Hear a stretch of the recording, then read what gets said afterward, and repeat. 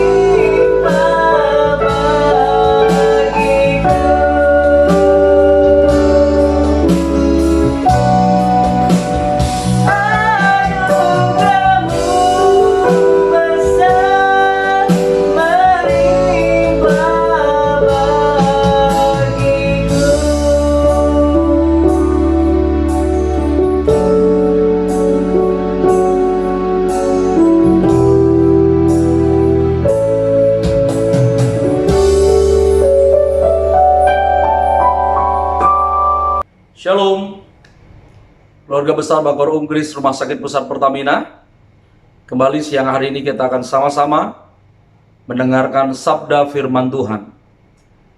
Sebelumnya mari kita tundukkan kepala, kita bersatu di dalam doa. Bapa yang kami kenal di dalam nama Tuhan Yesus Kristus, kami mengucap syukur untuk kesempatan yang Tuhan berikan bagi setiap kami. Kami siapkan hati kami untuk menerima sebagian daripada firman-Mu, berita kabar baik, supaya kabar baik itu boleh memberkati setiap kehidupan kami. Sehingga iman kami semakin bertumbuh di dalam Engkau. Berfirmanlah Tuhan, kami siap untuk menerima berkat firman-Mu. Di dalam nama Tuhan Yesus Kristus. Setiap kita yang siap terima berkat firman Tuhan, sama-sama katakan, amin. Tema khotbah kita di siang hari ini yaitu Kristus bangkit memberi kehidupan. Mari kita perhatikan di dalam firman Tuhan dalam Lukas pasal yang ke-24 ayat yang ke-5.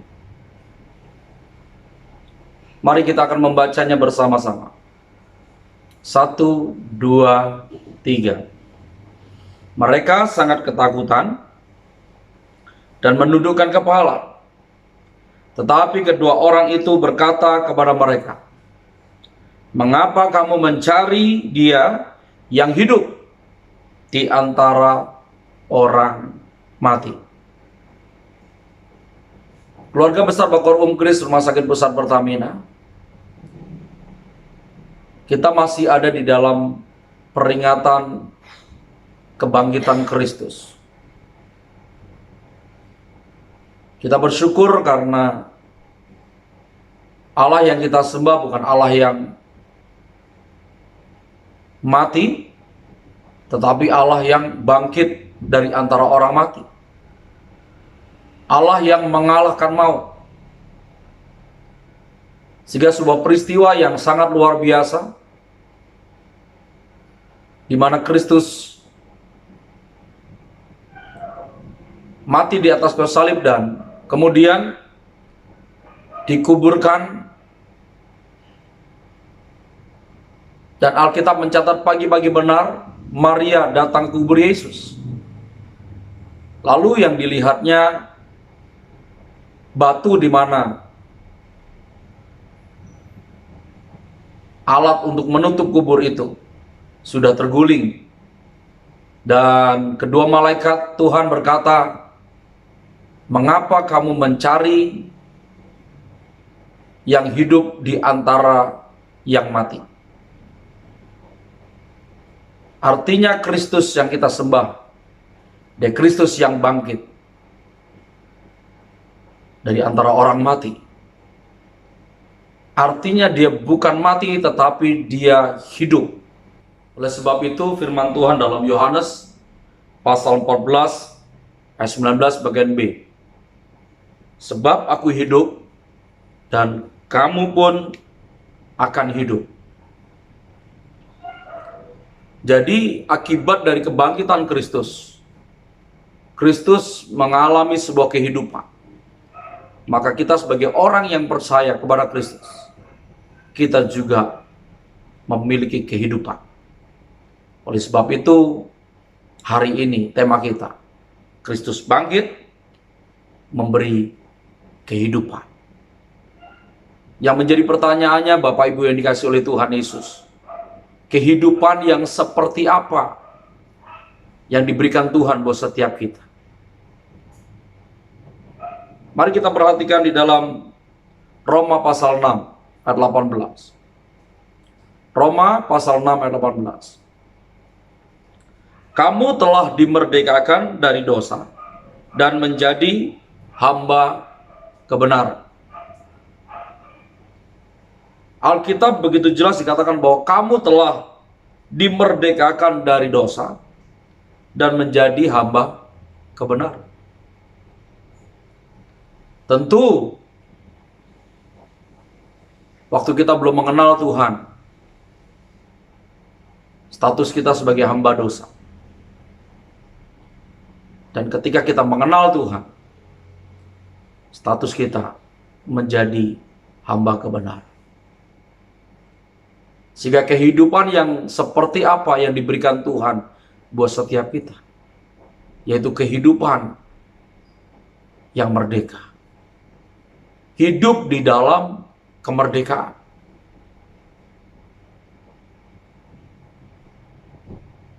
Bicara hidup sebagai hamba dosa, artinya bagaimana hidup kita diperbudak oleh dosa. Dosa menjadi sesuatu yang biasa. Dosa menjadi sesuatu yang lumrah waktu kita belum mengenal Tuhan. Tetapi kebangkitannya membuat setiap kita menyadari kita hidup sebagai hamba kebenaran. Siapa itu hamba kebenaran? Orang yang hidupnya dipimpin oleh kebenaran. Bapak Ibu yang dikasihi oleh Tuhan Yesus Kristus,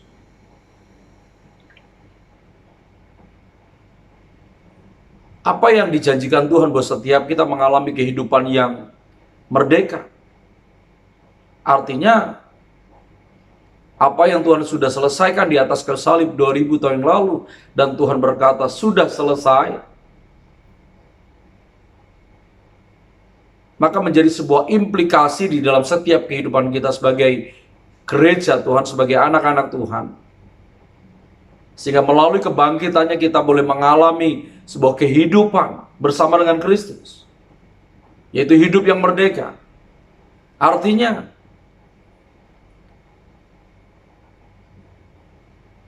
kita hidup tidak lagi di dalam ketakutan. Kita hidup tidak lagi di dalam kekhawatiran. Kita hidup tidak lagi di dalam kecemasan. Bahkan kita hidup tidak lagi di dalam hukuman. Karena Tuhan Yesus yang sudah menanggung semua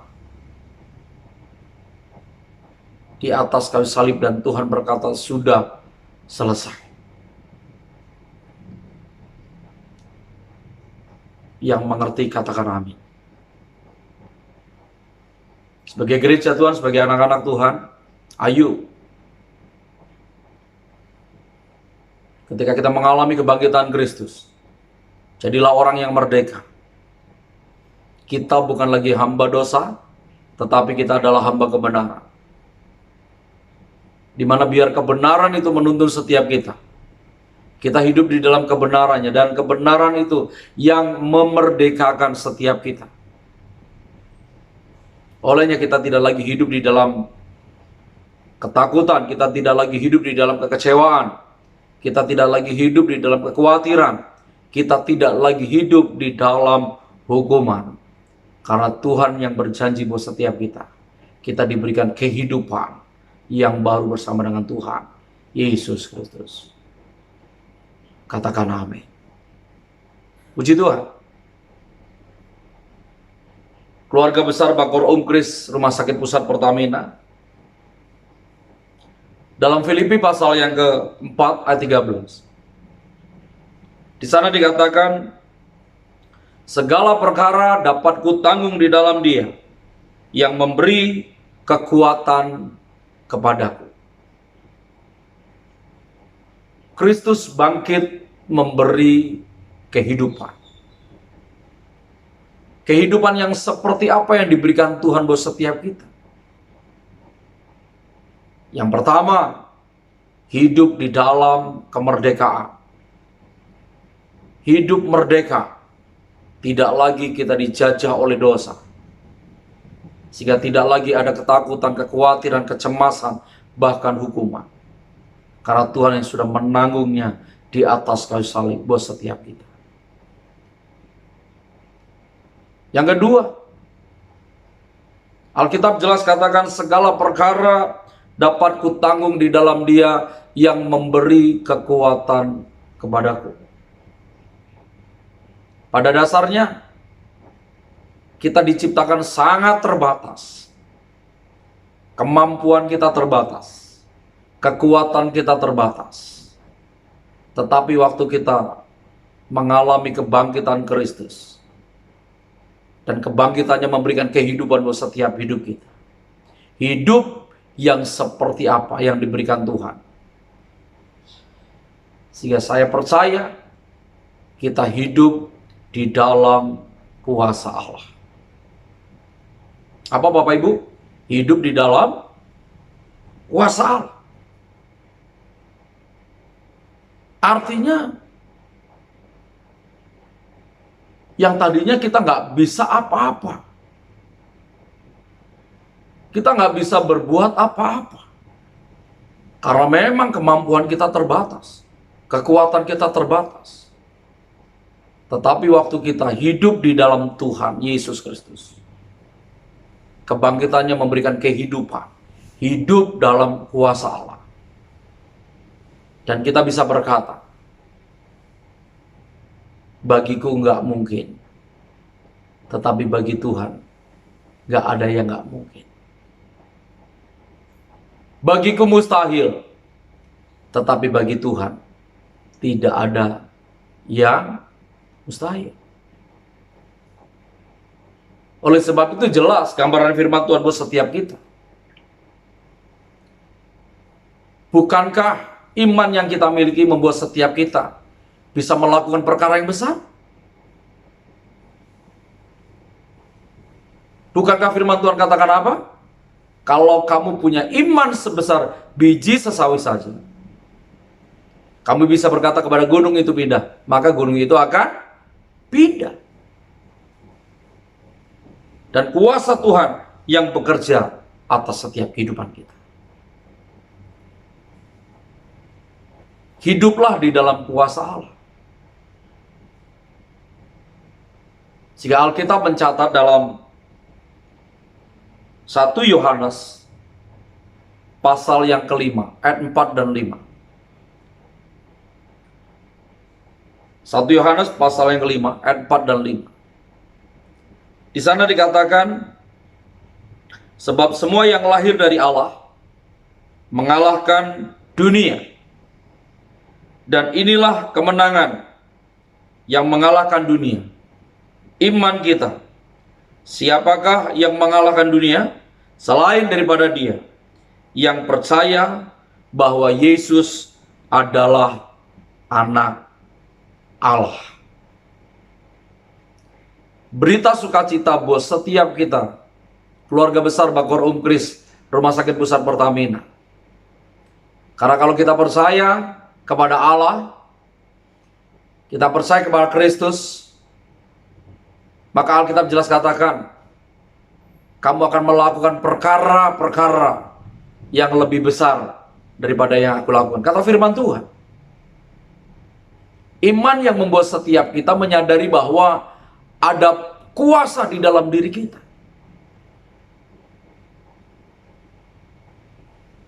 Oleh sebab itu mari katakan sama-sama, I have power. Aku punya kuasa. Dan kuasa itu bekerja di dalam diri saudara dan saya. Ingat, kita yang percaya kepada Kristus, kita mengalahkan dunia. Kita mengalahkan setan-setan dan segala perbuatannya.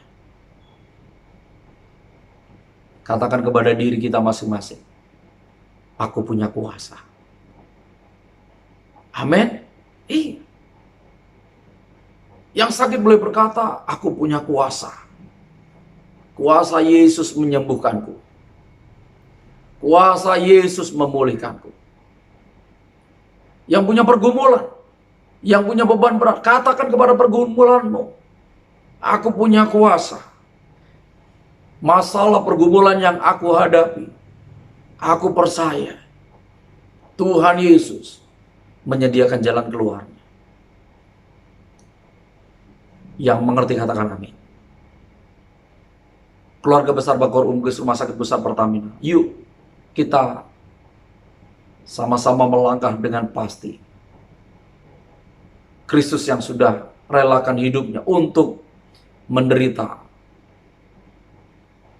supaya saudara dan saya tidak menderita. Dia yang sudah mengalahkan maut, supaya dunia tahu bahwa Kristus itu hidup.